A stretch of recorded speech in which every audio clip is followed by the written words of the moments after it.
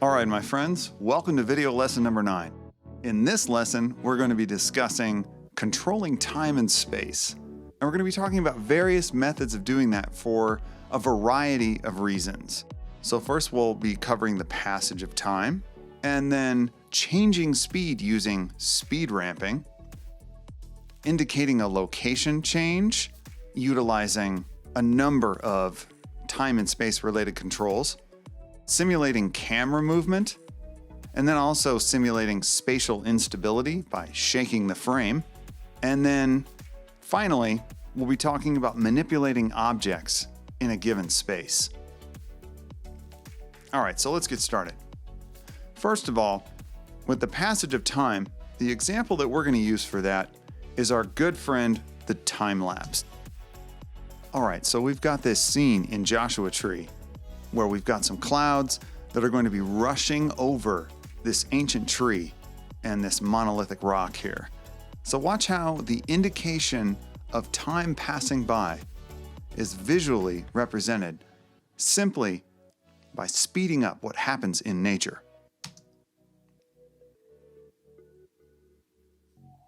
Now, if you're standing in the desert, the clouds certainly don't rush by that quickly. Let's look at the next little scene here. Pretty cool. You can see the sun disappearing behind that tree very quickly. Again, the same thing here. Clouds rushing by. The light values changing on the landscape very rapidly.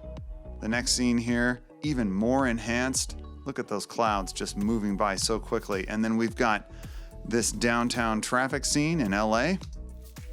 Cars rushing by super quickly. And then let's go to this scene here where we've got a crowded sidewalk and people rushing by there. All of this is done using still frames that are captured at a certain cycle, a certain interval. So usually a high quality video camera or even a still camera, a DSLR, will be used in conjunction with a device called an intervalometer that controls the camera and has it actually capture a frame at a certain interval. So maybe every second, 2 seconds, 3, 5, 10, 20, etc. in order to compress the passage of time when those frames are played back at regular video speed, say 24, 30, or 60 frames a second. So if we go back to the beginning of this time lapse here, you can see as I move through the clip, frame by frame, the clouds are changing their position relatively quickly per frame. That's even more accentuated in this clip here. As I move each frame, you can see the light value and the shadows on the landscape change pretty dramatically. That doesn't happen from one frame to the next. That happens when one frame is captured and then some time goes by before the next frame is captured. And that gives the illusion of speed-enhanced movement when played back at the frame rate of our sequence, 30 frames per second. Pretty cool. Now let's say we wanted to accentuate this first clip. I like how fast it's going, but let's make it go faster. What I'm going to do is adjust the speed of the clip itself. Now there are 2 different methods for doing this. Number 1, we can select the clip, right-click, and go to the speed duration option. That launches this window here, and you can see right now, because it's already been sped up, it's going about 150% of the native speed of the clip. I'm going to change that to say 250%. Now watch what happens to the duration of the clip when I do that in the timeline. It actually shortens it, so the beginning and ending frames will be the same, but the clip itself is now shorter because it's happening faster. Let's watch that. Now those clouds rush by even more quickly. That's one method for doing it. Another, perhaps more intuitive method would be to use the rate stretch tool. So if I head over here to my tool palette, roll over the third set of tools down, click and hold, you can see the rate stretch tool is in there, which is also activated by the R key. So now if I click on the clip boundary here, hold and drag to the left, as I do that, I'm doing the same thing I did with the speed duration option by right-clicking, but I'm doing it in a way that permits me to visually see where I want that clip to end in the timeline. This can be very helpful when you're trying to align it to other things that are happening. Really cool. Awesome. Okay, so now I'm going to close this gap here and play through. Nice. That looks really cool. You know, I think I'd like this one to go more quickly too. So I'm going to grab my rate stretch tool, click, hold, and drag to the left where my playhead is. Back to the selection tool, highlight the gap, large delete key to eliminate the gap, and now let's play through. Nice. That's a little more dramatic. I like it. Very cool. So that is indicating the passage of time using one of the old school tricks, the time lapse. All right, so let's talk about speed ramping. Changing speed using a ramp to do so. So let's play through this simple scene here. We've got a jet that's coming into land in an airport. You'll see it approach very quickly, then suddenly slow down when it gets very close to the camera, and then rush off towards the end. There. And then rushing. Okay? Let's look at that one more time. It approaches quickly, then slows down, and then rushes off. Okay. So how does that happen? How do we control speed that way? Have what we're seeing occur very quickly, then slow down, and then speed back up. That is done using a process called speed ramping. Now you can see in the timeline here, I've got a visual indication of what's happening. I've got one speed happening here, which happens to be greater than real time, and then it slows down over this ramp that happens here. Let's zoom in so you can see this a little more closely. Ramps down, and then we're in slow-mo world, and then it ramps back up and speeds off. Okay? So how do we do that? Well, let's look at that. Let's go to the raw clip that's in the project, and let's take that and move that to the very end of our timeline here. Pull it in. Here it is. Okay. You can see when it comes in, it's got the regular thumbnail frame here, and things look pretty normal. Now the key here is that this was captured with a high quality camera at a very high frame rate. So instead of the frame rate of our timeline, 30 frames per second, instead of the camera capturing the video at that frame rate, it actually captured it at much greater than that frame rate. So this one, I believe, was captured at 100 frames per second. So what that means is, if you put something that has greater than 30 frames per second into a 30 frame per second timeline, you have more frames to play with. And if you play it back regular speed, it actually appears to be in slow motion. So I have 100 frames captured for every second. If I play that back at only 30 frames per second, it looks like it's happening at about 1/3 real time. That's why this plane appears to be moving so slowly, and the cars are going by so slowly. Okay, so what I want to do is utilize this inherent slow motion because of that high frame rate at a particular point in time. Right about here, where the jet is particularly highlighted in frame by the camera. So in order to do that, I need to utilize some keyframes in the timeline itself here. So what I'm going to do is switch the inherent keyframe bar here, which happens to be opacity. If I grab my pen tool here, put a couple of keyframes in here, and pull one of them down, you can see as I play over time, the opacity of the clip reduces, all right? This is actually just like doing a fade with a dissolve, but instead you're using opacity to do it. Well, I want to shift to being able to control the speed of the clip. So in order to do that, I'm going to right-click on the Effects button here, okay? And choose Time Remapping Speed. And that changes the appearance of the clip in the timeline here. It's still the same clip. I'm just looking at a different view with a different keyframe bar here, okay? So what I want to do is have the jet be flying by greater than real time, and then right about here, slow down, okay? So what I'm going to do is right about where I want it to start slowing, right about here, I'm going to grab my pen tool and place a keyframe on my speed ramping bar here. All right, and that actually places a kind of different looking keyframe here. We're used to them looking like diamonds or circles. This one almost looks like home base, okay? All right, and it's actually two separate keyframes, all right? So what I'm gonna do now is determine where I want it to speed back up. This is where I want it to start to slow down, and then I want it to speed back up maybe right about here. So I'll place another special keyframe there.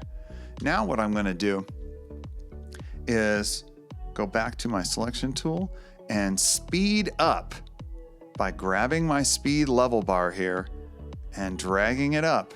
You can see this is a percentage of playback in the timeline. So I'm gonna drag that up to say, I don't know, let's go really fast. Let's try 750%? Sure, okay.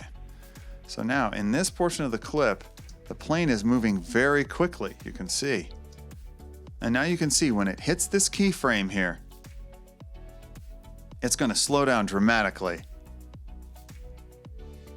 But one of the issues is that it does it instantly. From one frame to the next, it goes from moving very quickly to moving very slowly. And I'd rather have that happen over a short period of time. So what I'm gonna do is grab one side of this special keyframe and pull it out. And now you can see that over time, I'm gonna have this happen in say, I don't know, 10 frames or so. The speed will go from very quickly and ramp down to slow motion. This is called speed ramping. So now when I play through this, you'll see it ramp down. There we go. Smoothly, very smoothly. Okay, so now I want it to speed back up at the end. So I'm gonna drag this up again to something like 750% or so, okay? And again, it's going to do that instantly, and I'd rather not have it do that. I'd rather have it do that over a little bit of time. So let's ramp that over some time here. There we go. So there's a little bit of acceleration in there that happens over a short period of time, 10 frames or so. Now, if I click on one of the keyframes associated with this ramp, you can see I get a little control in here. This is for doing what's called Bezier curves. So if I grab the top bar here, pull it over to the left, you can see that the ramp itself changes in appearance. So let's zoom in on that. And now you can see what happens is it doesn't just ramp down in a very straight linear fashion as it did before, okay? It actually changes in a curved pattern where it starts to slow down very subtly at first, then speeds up in the middle, and then levels off at the end. This actually looks pretty cool. It makes it appear in a sort of more natural fashion, if you can believe that. All right, so let's play through and watch that. So you can see it kind of eases into the ramp down and then eases out of it. Yeah, just like that. Okay, so let's do the same thing with our ramp back up. And on the tail end of it, I'm actually gonna pull the top of the control the other direction to create that Bezier curve. Play through, and then it speeds up with a little bit of natural action applied to it.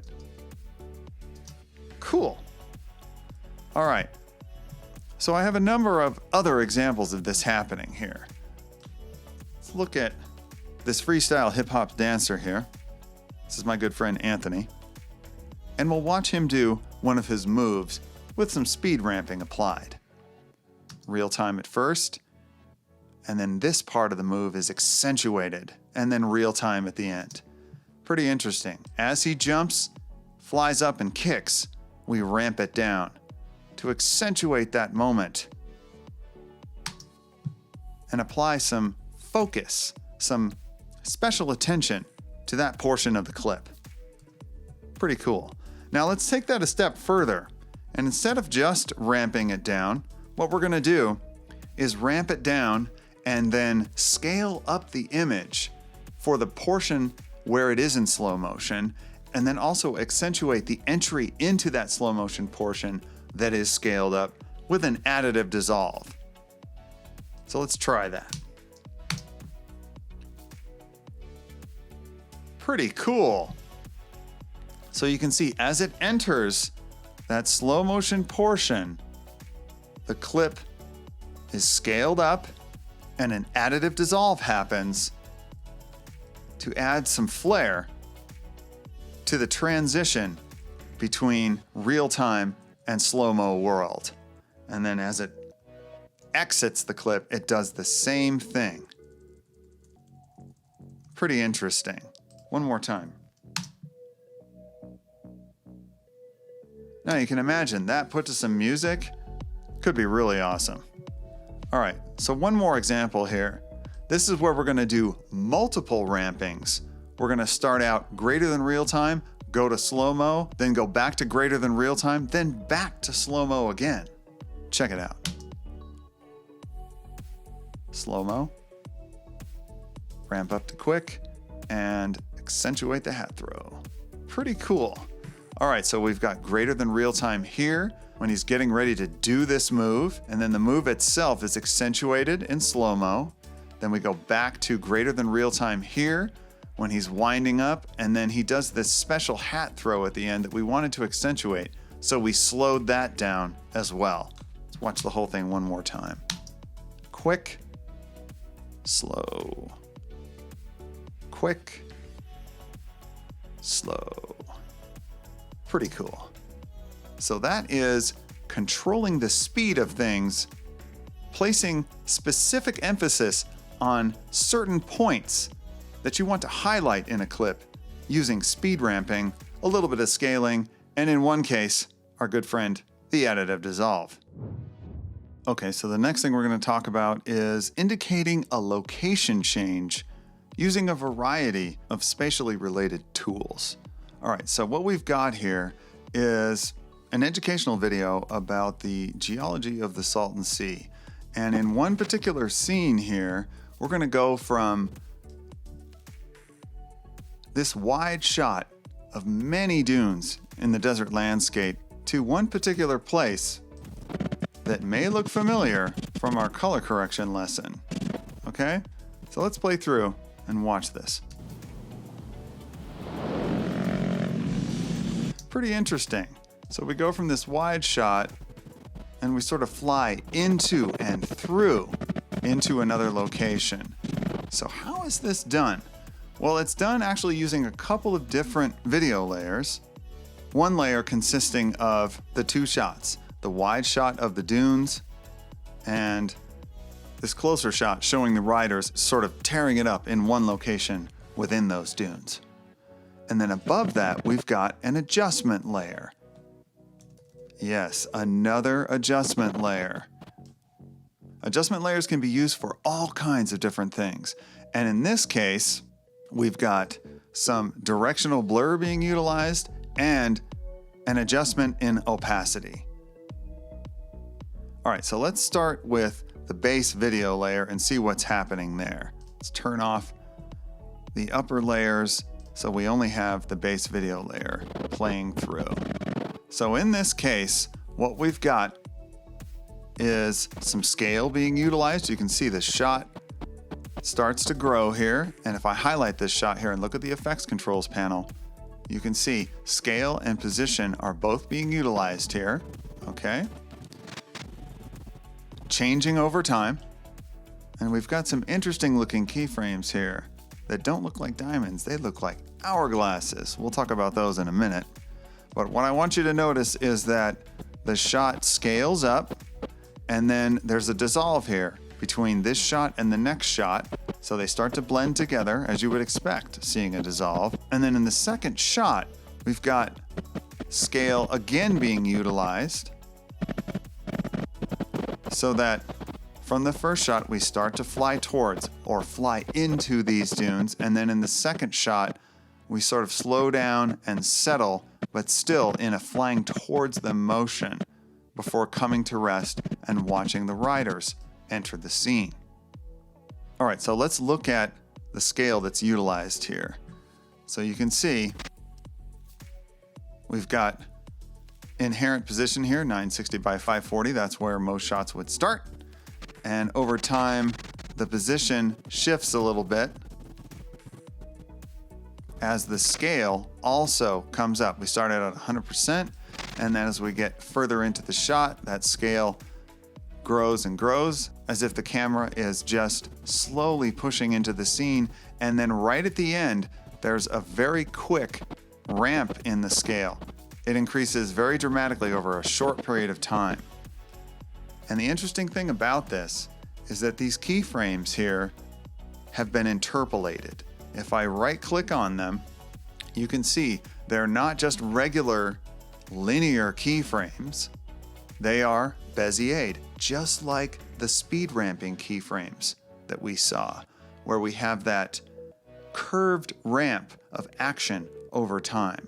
Same thing is happening here with these special hourglass-looking Bézier'd keyframes.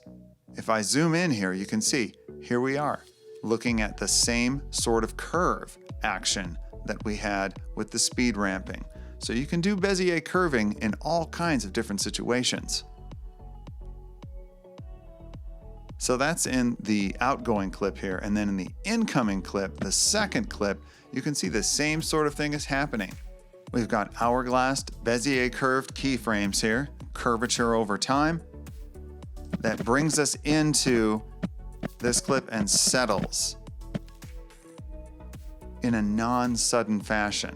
It comes to rest in a more natural looking way. So let's play through again real time and watch the action. Pretty neat. Now, let's add the adjustment layer to the equation here. Let's turn that video layer back on and look at what's going on there. So if we highlight that adjustment layer and look up in the effect controls, we've got opacity being manipulated and also directional blur.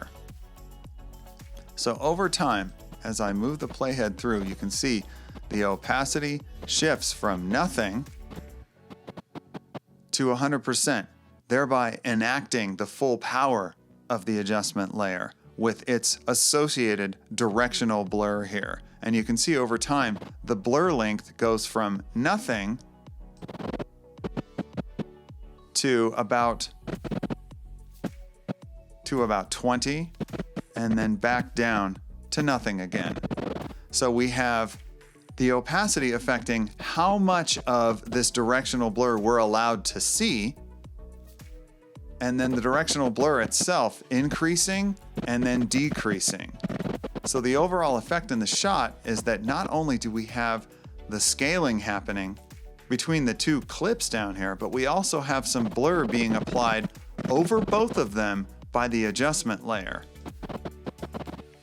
in a gradually increasing amount, utilizing opacity to bring that into force as the blur itself increases in strength. Then the opacity decreases as the blur itself also decreases in length. This is almost like using a dissolve to go into and out of a clip to blend its strength into what we're seeing on screen, but it's using opacity and keyframes to do it instead. So one more time, with all the cylinders firing.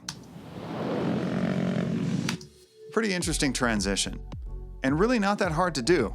We've just got some scaling going on here, a little bit of position manipulation, but mostly scaling on the outgoing and incoming clip here, the second clip, and then some directional blur and opacity utilized on the adjustment layer. Pretty interesting way to indicate a location change. Okay, so now we're going to talk about camera movement simulation. And we're going to use a couple of clips from the Ed Choi interview here to demonstrate a couple of different ways that you can simulate camera movement that wasn't done at the time the interview or B-roll was shot, by utilizing the basic scale and position controls in Premiere. So let's look at this first shot here, where Ed's talking about why he likes what he does professionally. I enjoy treating people with acupuncture when I see what a little needle could do and how much it could change a person's health. So what he's saying here is really genuine and heartfelt, and it carries weight and emotional value with it. But the camera isn't doing anything to help that. There's no accentuation of the dialogue that he's delivering right now. So what I'd like to do is actually use Premiere to simulate a subtle push in with the camera, just a very slow movement toward Ed to give a little more importance to what he's saying. So let's check that out. I enjoy treating people with acupuncture when I see what a little needle could do. So you can see over time, there's just a subtle movement. Let's mute this here. A subtle movement toward Ed, which gives a little more value, a little more emotional weight to what he's saying, which is really heartfelt to begin with. So not only does this look cool, but it has a purpose. All right, let's look at the next clip here, which is a B-roll clip. Let's play through. Well, this might as well have been taken with a still camera. This is actually video, but nothing is going on here. There's no movement whatsoever. So the shot is really boring. So it's very simple to add some interest simply by using some scale and position. So let's look at that shot again with a little bit of camera simulation applied. So now we've got a subtle pull out, okay? So let's look at the keyframing associated with both of these. With the push in on Ed, select the clip and go up to the effect controls, and we've got scale and position being utilized here. We've got keyframes for both at the very beginning of the clip and at the very end. So we've got scale starting out at 100 and position starting out centered, and then both are changing over time to slowly push in towards Ed's face. Pretty simple. Same thing's going on with the B-roll clip here, except it's only scale, and instead of pushing in, we're pulling out. So we start out with the scale higher at 110, and then over time, we end with it at 100, at the native size of the frame, indicating a subtle pull out by the camera. Pretty cool. So that is camera movement simulation using simple scale and position control. Okay, for our next scenario here, we're going to be simulating spatial instability. And in particular, we're going to be doing what's known as shaking the frame. So the scene that we've got here has this guy coming into the house here and checking his mail. And then there's an indication from the director that something has happened. He reacts to it and then slowly looks outside. So let's play through that really quickly and listen to the audio. You can hear the director actually cueing him to react.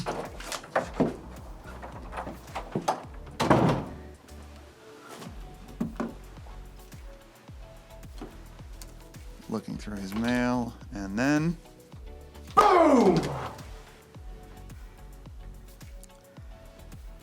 So something very intense, some sort of intense impact was supposed to have happened right here when the director cued him. So what we want to do is make that more realistic by having the entire scene sort of shake and adding some sound effects as well.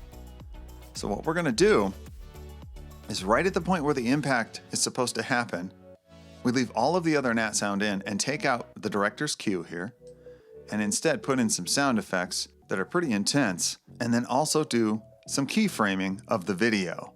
So as you can see, as I play through this, the scene gets pretty intense.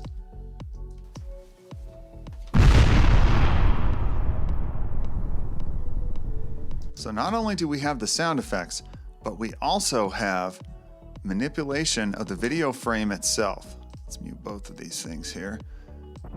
And look at the keyframing that's done to do this. So it's pretty simple, actually. If you zoom in, you can see that scale and position were again utilized here. And we have a bunch of keyframes placed very closely together to make this happen. So if we move through the sequence, frame by frame, you can see that every time we cross one of these keyframes, the scale changes and the position changes. So if we go back to the first one, we've got position basically centered. Scale is already at 110%. And the reason that is done is that we need more real estate to be able to manipulate this image. So if we're going to move the frame around and make it appear to shake, we need to have excess around the edge of the frame so that we don't see the edge of the frame. So that's why we scale it up to begin with. That gives us the freedom to move the image around the frame without seeing the edges. So let's go keyframe by keyframe here, and you can see it's moving back and forth, up and down, in concert with his reaction to give the illusion of an intense impact that's rocking his world. Now you can see at the very end here, we have another interesting hourglass shaped keyframe. And that's because at the end of all of these movements, which are all very sudden, we wanted it to come to rest very easily. So we used one of those ramped Bezier curved keyframes to make it do that. Okay? So in addition to the position moving around, we've got a little bit of scale manipulation here too. Look at these keyframes. It starts at 110, then goes to 114, comes at you just slightly, and then goes back to 110. That helps the initial impact intensity right here before all of the rest of the shaking happens. All right, so let's play through that again in the timeline. Let's go back to fit and play through and watch what happens. Turn the sound back on.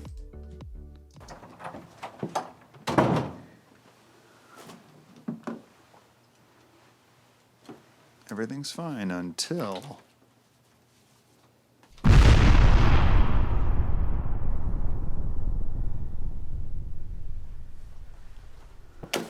Pretty cool. Simple, scale, and position. Really accentuating this scene here. Making it extra cool. Helping to create spatial instability. All right, so finally, let's look at manipulating an object in a given space. So we can move all kinds of things around the screen. And in this case, we're going to look at a scene that I created where I was able to move a flying saucer, a UFO, around the screen during the alien abduction of my cat. Let's play through.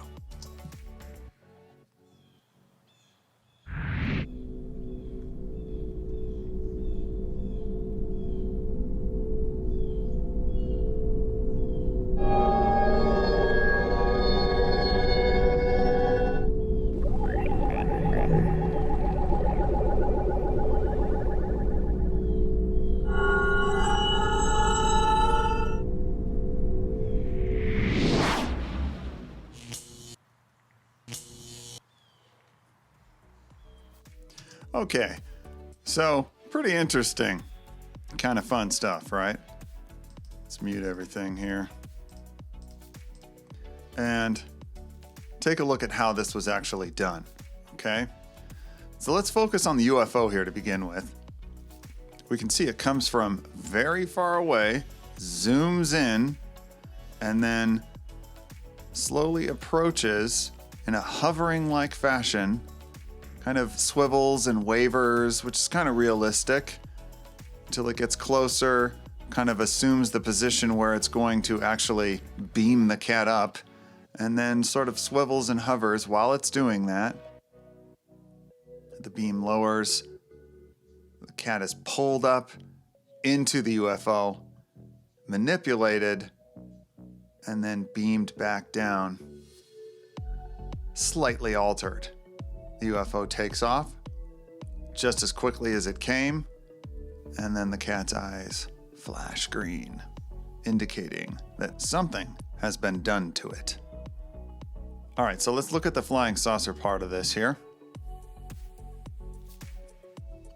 So you can see there are a ton of keyframes involved with this object manipulation here. We've got scale, position, rotation. We've got basic 3D being utilized here, which is simply an effect. You search for basic, you can see there's a basic 3D effect that you can apply to a clip, and that gives you a lot more controls. Swivel, tilt, distance to image, and then another effect, alpha glow, was applied, which actually gives this glowing rim appearance to the UFO here. So it looks like a lot of keyframes. It looks really complicated, but when you break it down, it's not that bad. So basically what I did was I went through with scale and position first, placed the saucer where I wanted it, got it to sort of occupy the space the way I wanted it to, fly in, move toward, kind of settle, and then fly away, all right? And then I used rotation and the basic 3D controls here, swivel, tilt, and distance to image, to give it this sort of hovering appearance here. The way it sort of wavers as it moves and then sits there doing its various activities to the cat. And you can see I utilized a lot of those Bezier interpolated keyframes here to make that motion very smooth and natural in appearance, even though it's a very unnatural thing happening here. Okay? Now the beam part of it is actually a white PNG image, full frame, all white, that has been masked off. Here it is. I just put a mask on it to make it this sort of triangular, almost trapezoidal shape here, and manipulated its appearance again with keyframes. So here it is growing out, and it's just the mask expanding, spending time at this size, and then retracting. The mask just shrinking down to the point of being nothing. Very simple. Same thing with the return beam here. It's the same exact process, utilizing that mask one more time. Very simple. And then each one of them has a slightly reduced opacity here, you can see, so that you can actually still see a little bit of the cat and the background through them. And then the interesting green glowing eyes here at the end, again, the same thing, a matte. Okay, let's zoom in here, get really close to the cat. And each one of these is actually a green solid piece that was masked off using this mask. It's called a 4-point garbage mat. This is kind of an older name. I did this a while ago. We would just call this a mask today. But each eye has its own mask on it. And they just flash on and off, along with some cool sound effects here to give the appearance of an altered cat. So the main thing in this scene is the manipulation of the saucer itself. The UFO flying in, hovering, maneuvering, and flying away. And though it looks relatively complicated, it's not. Once you break it down, it's just one keyframe after another until you get the behavior looking natural. It does require some trial and error, some experimentation, but it's a lot of fun to do. So I encourage you to try and manipulate some objects of your own in the frame. Be creative and create something cool. All right, my friends, that does it for video lesson number 9. I'll see you again for video lesson number 10.